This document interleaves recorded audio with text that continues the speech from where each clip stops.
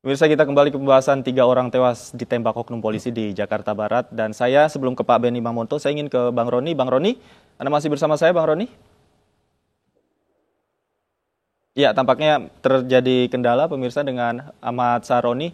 Untuk itu saya ke Pak Benny terlebih dahulu. Tadi evaluasi harus dilakukan khususnya terhadap kondisi psikis dan juga perilaku. Nah, seperti apa yang seharusnya ini dilakukan secara teknis, Pak Benny?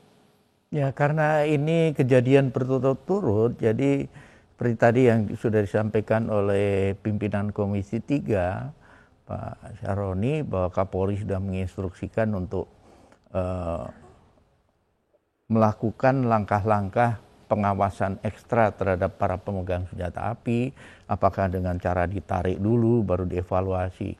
Jadi yang pertama tentunya dicek dulu masa berlaku dari surat izin senjata. Jangan-jangan sudah mati. Ini terjadi. Kemudian yang kedua, evaluasi psikologis. Kalau sudah sekian lama megang, apakah pernah ada pelanggaran dan sebagainya, kemudian apakah ada perilaku yang berubah, ini perlu dilakukan tes psikologi kembali. Nah, kemudian juga yang tidak kalah pentingnya lagi, karena memegang senjata ini nanti berkaitan dengan resiko ketika menggunakan, ini perlu latihan. Sering ada alasan, jumlah peluru terbatas, oke, ada istilah latihan kering.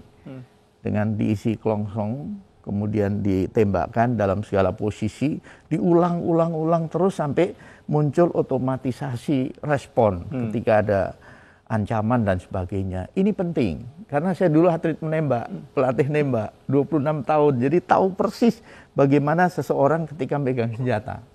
Nah, di samping itu juga, para atasan langsung ini yang paling penting menurut saya, yang terus mengevaluasi tiap hari. Kemudian juga ketika memberikan penugasan, ketika seseorang sudah kelelahan, sudah mengarah ke stres, jangan dibebani lebih, itu bahaya. Kemudian masalah pribadi, apakah yang bujangan, apakah yang punya keluarga segala macam, kehidupan pribadi masing-masing juga perlu dalam pantauan. Ketika ada masalah, harus cepat diambil langkah, bagaimana menyelesaikan. Kalau tidak, ini bisa lari ke miras, lari ke narkoba. Seseorang yang megang senjata dalam kondisi dia konsumsi narkoba itu menyerang susunan secara pusat. Akibatnya apa? Orang itu cara berpikir, cara bersikap dan bertindak tidak normal lagi. Dia ngalami yang namanya mispersepsi panca indera, disorientasi ruang dan waktu. Jadi dia bisa tiba-tiba seperti ada orang ngancam padahal nggak ada suara. Tiba-tiba dia bereaksi nembak. Itu terjadi. Baik, kalau dari pelaku Bribka CS ini, apakah ketika kejadian ini murni hanya karena emosi ataukah dipengaruhi oleh hal-hal lain seperti tadi Pak Benny katakan, masalah pribadi seperti apa catatannya? Proses penyidikan sedang berjalan. Yang jelas dia mengonsumsi miras dalam kondisi mabuk. Ini satu hal tersendiri. Tetapi tentunya belajar dari kasus ini dan kasus-kasus yang lain, perlu ada asesmen, pemeriksaan secara psikologis dilakukan, diinterview untuk menggali akar masalah. Sudah berapa lama kebiasaan minum dan sebagainya. Baik. Nah, ini ketika sudah menemukan akar masalah, gunakanlah temuan itu untuk juga mengevaluasi pada anggota yang lain. Jadi tidak hanya mengajukan perkara ini ke pengadilan, sidang kode etik, tetapi juga menjadi evaluasi untuk anggota yang lain. Evaluasi secara menyeluruh. Betul. Baik, betul. saya ingin ke Pak Bambang. Tadi Pak Benny katakan asesmen ini harus dilakukan begitu, kemudian evaluasi juga secara berkala. Apa sih catatannya? Padahal evaluasi juga dari di Propam juga selama ini berjalan, tapi kenapa kemudian peristiwa-peristiwa seperti ini juga masih kerap saja terjadi, Pak Bambang? Saya menekankan pada pengawasan atasan terkait ya. Ini yang seringkali tidak menjadi fokus kita gitu loh. Seringkali pelaku itu menjadi tersangka tunggal gitu loh. Padahal ada banyak aspek yang terkait dengan perilaku seperti itu. Makanya saya ke depan seharusnya Kapolri lebih menekankan kepada fungsi atasan, pengawasan atasan ini. Makanya dalam konteks ini apa pimpinan terdekat harus diberikan semacam sanksi, meskipun ini hanya kode terkait dengan sanksi etik ya. Ini harus diberlakukan juga kepada pimpinan terdekatnya. Jangan hanya sekedar memberikan sanksi kepada pelaku saja, tapi karena ini menyangkut banyak aspek, terutama dalam pengawasan. Dan seringkali bukan hanya soal perilaku saja, tapi juga menyangkut hal-hal lain, misalnya terkait dengan promosi anggota atau mutasi. Banyak kawan-kawan di level bawah yang stres karena tidak mendapatkan promosi yang bagus dari atasannya, dan kemudian promosi yang berbasis biaya di luar sistem, di luar prestasi, itu yang membuat mereka stres sehingga mereka melakukan hal-hal yang di luar tupoksinya gitu. Baik. Itu yang harus menjadi evaluasi. Baik, ini harus menjadi catatan dari semua pihak, tidak hanya dari kepolisian, namun juga anggota masyarakat dan juga terkait ini Kompolnas yang harus mengawal kasus ini dengan baik. Terima kasih Pak Bambang Rukminto, peneliti Institute for Security and Strategic Studies, Pak Benny Mamoto juga terima kasih sudah hadir bersama kami di iNews Sore. Pemirsa, seorang teknisi penyedia jaringan internet di Palembang, Sumatera Selatan tersengat listrik dan berhasil diselamatkan. Evakuasi penyelamatan korban terekam kamera warga dan viral di media sosial.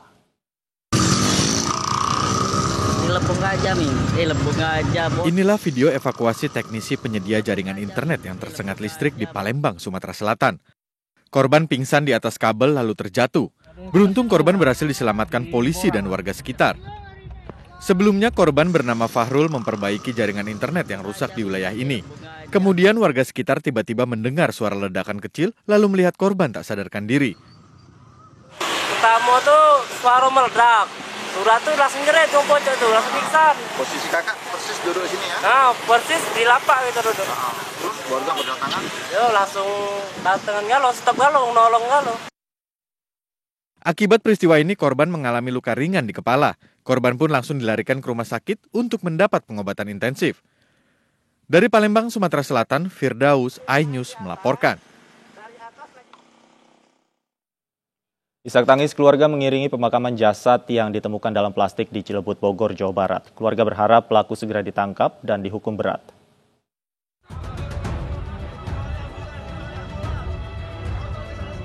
Ratusan warga kampung Ciareten, Desa Cimanggu 1, Kecamatan Cibung Bulang, Bogor, menyambut ambulan yang membawa jenazah Diska yang jasadnya ditemukan di dalam plastik di kawasan Jalan Raya Cilebut, Kamis kemarin. Sebelum dimakamkan, jenazah sempat dibawa ke rumah duka untuk disalatkan dan kemudian dibawa ke tempat peristirahatan terakhir. Menurut ibu korban, Diska pamit pergi untuk belajar bersama dan mengerjakan tugas sekolah. Korban berangkat dari rumah menggunakan ojek. Terakhir itu jam 11 sama saya. 11 malam. Siang. Apa katanya? Jam 1 siang sama bapaknya. Apa katanya? Pulangnya katanya jam 9 malam. Pulang. Mau ngerjain tugas. Terus? Gitu. Nggak ada kabar lagi? Nggak ada. Kamis kemarin, jasad Diska ditemukan tergeletak di depan gerbang toko bahan bangunan.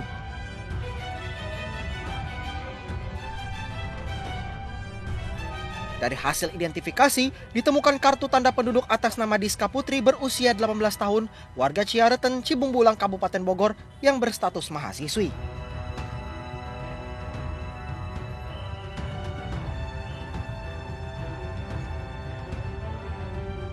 Putih, ya. Tapi nanti lebih lengkap nanti kami sampaikan lagi. Ini kan awal ya. Usianya komandan? Kenapa? Usia? Ya sekitar belasan tahun, 17-an tahun. Kondisinya lengkap dan? Kenapa? Kondisinya lengkap. Lengkap. Tidak ada Mutilasi bekas mutilasi, tidak ada di semua. Untuk kondisi mayat dalam kondisi lengkap. Kondisinya terikat nggak, Dan? Kenapa? Terikat nggak? Kenapa? Terikat bukan, Dan? Ada terikat di bagian kaki. Kasus ini masih dalam penanganan Polresta Bogor. Sedikitnya 4 saksi baik dari keluarga, rekan korban, dan juga masyarakat di sekitar TKP sudah diperiksa polisi. Dari Bogor, Jawa Barat, Furqon Munawar, iNews melaporkan. Pemirsa, unit reskrim Polsek Medan Kota menangkap penjamret kalung emas seorang wanita. Di hadapan polisi, pelaku mengaku telah puluhan kali beraksi.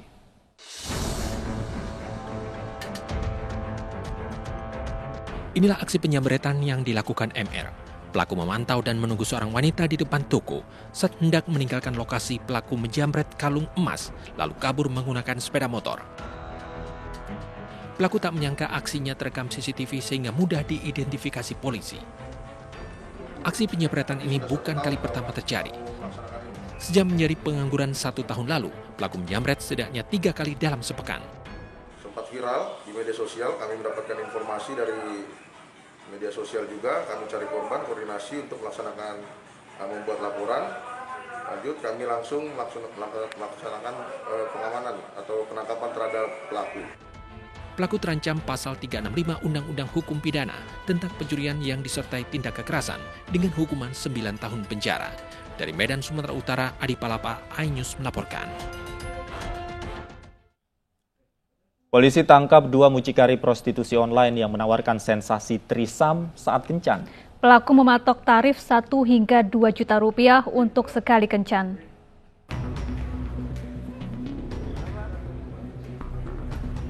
Inilah 2 pelaku yang diduga muncikari tindak pidana prostitusi online yang ditangkap Satuan Reskrim Polres Tarakan. Keduanya tiba di Bandara Juwata untuk selanjutnya menjalani pemeriksaan di Polres Tarakan. Kasat Reskrim Polres Tarakan, Ibtu Muhammad Aldi mengatakan, 2 muncikari berinisial MY dan DB ditangkap dan dibawa ke Tarakan. Peran tersangka berbeda-beda, ada yang mengatur keuangan dan mencari pelanggan, sedangkan pelaku lainnya menjadi admin media sosial. Jadi untuk kedua orang tersangka ini, perannya itu sebagai mengatur keuangan dan yang mencari pelanggan-pelanggan dari para perempuan ini. Kedua muncikari ini ditangkap di kos-kosan di kawasan Jalan Daan Mogot, Jakarta Barat. Penangkapan kedua muncikari ini berdasarkan informasi dari hasil penyelidikan yang dilakukan terkait adanya dugaan prostitusi online yang terjadi di Kota Tarakan beberapa waktu lalu. Dari Tarakan, Kalimantan Utara, Usman Codang, iNews melaporkan. Pemukiman warga yang berada di Kebon Pala, Kampung Melayu Jatinegara, Jakarta Timur terendam banjir. Selengkapnya usai jeda, tetaplah di iNews Sore.